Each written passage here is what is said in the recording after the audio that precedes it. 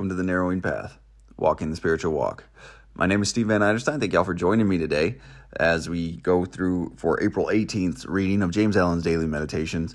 And I'm excited to see what the follow-up is to yesterday's. Yesterday's we got some real good instructions on how to train ourselves to think and have proper motives and to have proper actions. And also it gave us some direction on how to conduct ourselves to get the positive results that we actually want in our lives. And I love those types of readings because I use them as guideposts for my behavior and use them as checks against how I'm doing and like where I need to continue to improve. So I really was blown away yesterday by that. It was a spectacular reading, and so let's go ahead and we'll get into April 18th of James Allen's Daily Meditation. This will be fresh to you and fresh to me, meaning this will be the first time I read it on this podcast, and you'll get my genuine response, reactions, observations, and what I relate to about the reading. So here we go. This is April 18th of James Allen's Daily Meditations. Rejoice, for the morning has dawned. The truth has awakened.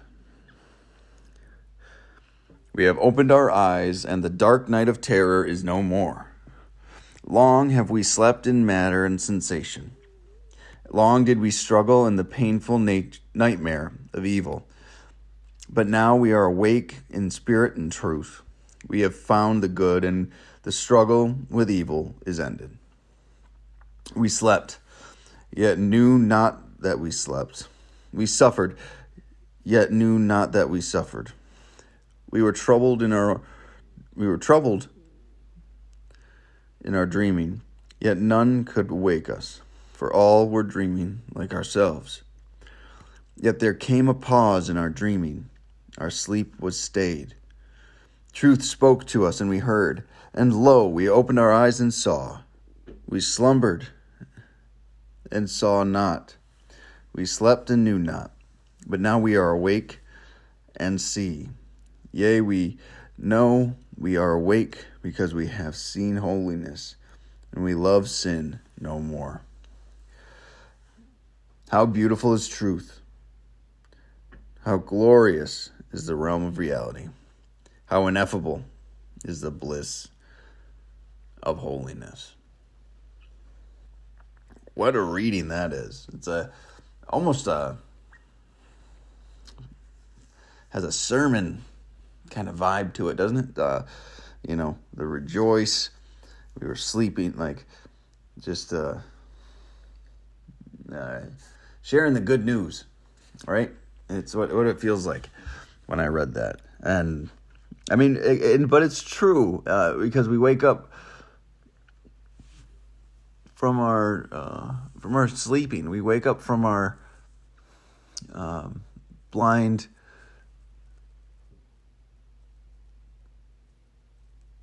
subjugation to our own self, right?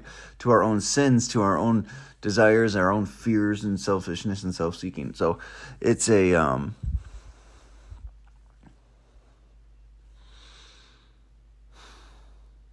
so true. In the 12-step community, they talk about how when you start recovery, you have a spirit, or when you get into recovery and you've done the work of the 12 steps, you have a spiritual awakening. And how similar is that to what we're talking about here? You're awakening from your old animalistic sensation-driven state of mind to a different state of truth and love. And that gives you a whole new life, that different and changed perspective. So it really is sleeping compared to being awake. And it's so important to understand that that shift in perspective does happen, and it can happen for everyone. So here we go. Rejoice, for the morning has dawned. The truth has awakened us. So the morning, the beginning of a new life, of a new day, of a new dawn. Be glad. We have a lot to learn. We're just at the start of the whole thing, right? I mean, some truths when you realize them and they become evident to you, they unlock a lot of things. They make things make a lot more sense. You're able to make quick progressions through this stuff. But it is still just the beginning. There's so much more to learn and understand the interactions of. But to rejoice in that awareness, because that means you have the ability to ascend or transcend, I think is the word, your own selfish desires and your own selfish nature and become a person of genuine good and love. The main section of this one, he starts with, we have opened our eyes, and the dark night of terror is no more. Because that was a fear-driven lifestyle. Right? For myself, my own personal experience, I look back and I was 100% driven by fear. 100% driven by fear. And to walk into the light of the Spirit, walk into the light of truth and goodness, and he calls it holiness here. The fear, I've been given a solution to my fear. And that's given me so much strength and dignity to walk through life with. And that is pretty amazing. Long have we slept in matter and sensation. I didn't realize that's how that was phrased. I like that. Meaning that our life was based, the first life we lived, the first self-serving life in materialism and self-sensation, pleasure-driven animalistic lifestyle. Really, it's all about how we feel, what makes us feel good, and how we can get that as soon as possible, right? Long have we slept in those states of mind. Long did we struggle in the painful nightmare of evil. Evil being a situation where we cause harm to another, or harm is done to us. Those circumstances in which can be viewed or called evil that occur due to someone's selfishness, whether your own or someone else's, and self-seeking nature, due to another that is still asleep. But now we are awake in spirit and in truth. We're living in this new life in spirit and truth. We have found the good, and the struggle with evil is ended. Because we quit serving ourselves, right? And when we quit serving ourselves, we become in service to good and truth and honesty and love and all these beautiful things. And then the struggle with evil has ended because we no longer commit acts which can be considered evil. And with others, when they commit acts upon us or to others that we observe, we don't consider them evil anymore. We understand why they're doing what they're doing. It doesn't necessarily make it right, but they're right where they are. And that has to be okay. It doesn't mean it's the actions are justified by any means. There's consequences to everything, but we can have a compassionate heart and eye for that individual as they're lost and sick and hurting. The struggle with evil is ended. What a beautiful line that is. I like this the style he's got for this last paragraph here. We slept, yet knew not that we slept. We had no idea. We thought this was real. I thought that was real life. I thought I was doing the right things. I thought I was going in the right directions. But I didn't know there was so much more to be gained. We suffered, yet we did not know that we suffered. I didn't realize how badly I was actually hurting. I didn't realize how miserable I actually was, how depressed I actually was. I had a general idea, but if you had asked me or told me that at one point I was going to kill myself, or at one point I would be doing the drugs and alcohol to the quantity and frequency that I was doing, I wouldn't have believed you. But that was in direct correlation to how much pain I was feeling too, and how much I was suffering. Self-inflicted, of course, but suffering nonetheless. We were troubled in our dreaming, yet none could wake us, for all were dreaming like ourselves. So we were literally trapped in a night terror. We were trapped in this painful experience of a dream that we couldn't wake up from, and no one could wake us from, because they were having their own painful night terror, painful nightmare, terrifying dreams. That's important to understand. Yet there came a pause in our dreaming. Our sleep was stayed. We were given a reprieve from that life. We were given, I believe this would be called grace. But I do believe you can miss this opportunity. I do believe you can still choose to stay asleep.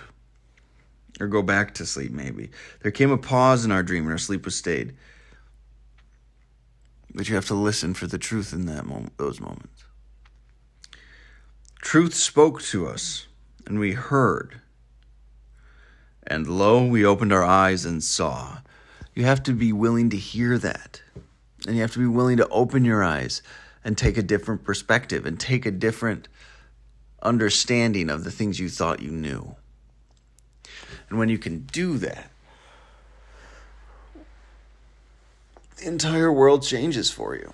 The entire world will open up before you when you can do that. We slumbered and saw not.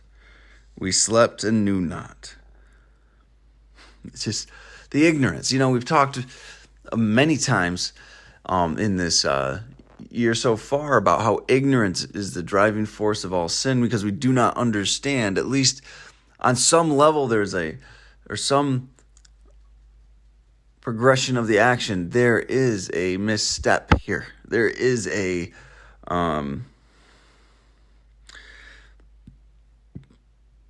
misunderstanding or a non-understanding,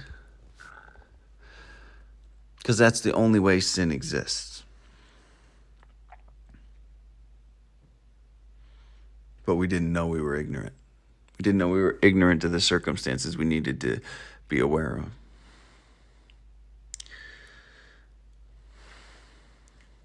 But now we are awake and see. When you can see with that clarity, it makes my shoulders drop when I can remember that, or when I can have the grace again to see a situation for its honest truth and a relatively clear understanding of why others are doing the actions that they are doing too. What a beautiful thing that is. Beautiful thing. That's where peace and freedom is found, in understanding. Yea, we know we are awake because we have seen holiness, and we love sin no more. When we feel that connection, that goodness, that holiness, that love, that peace, that truth, that honesty, that spirit of the universe, that creator, the universe itself, Mother Nature, or whatever you want to put in that gap, when we finally see that, when we connect to that, when we open our eyes and we want to walk towards that thing that we hold with the utmost regard, we love sin no more. We become of service to God and our fellows, to good in our fellows, to truth in our fellows, however you'd like to say it. And that means inherently that we have to stop our sinning. Our selfishness and self-centeredness has to be set aside to make way for a greater purpose, an actual purpose, a true purpose. He ends it with, how beautiful is truth, how glorious is the realm of reality, how ineffable is the bliss of holiness. How beautiful is truth. It really is. The clarity and simplicity of the truth of situations is, and the truth of living, it's so appreciated. I need it simple. I need it clear. It makes it a beautiful and poignant thing. How glorious is the realm of reality? How much we have available to us, right? How much we have. I think it was a couple days ago, it said we were the world's greatest benefactors. Well, those who purify themselves and their thoughts. Those are the world's greatest benefactor. This realm of reality that we are in, we need not run from it anymore because we have understanding and we have that connection to holiness, that connection to a higher power. And we get to appreciate what this world is currently in all of its glory, in its positives and negatives, its ups and its downs, its pieces and its violence. We get to appreciate it. And how ineffable is the bliss of his holiness. And I'm going to look it up real quick just to make sure I'm not wrong. Too great or extreme to be expressed and described in words. So how just utterly magnificent is the bliss of holiness.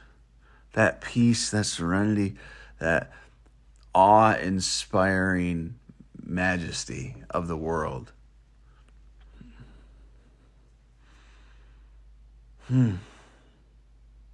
Beautiful, beautiful sentence. So, all right. Well, we will end that there. That was it for April 18th of today's reading. Just has me stunned. These last couple have just really been impactful for me and where I am in my life. So I'm really grateful to have the opportunity to bring this to everyone who listens and is a part of this podcast. Thank you so much for jumping on. And we will continue to pick this up tomorrow. And until next time, thanks.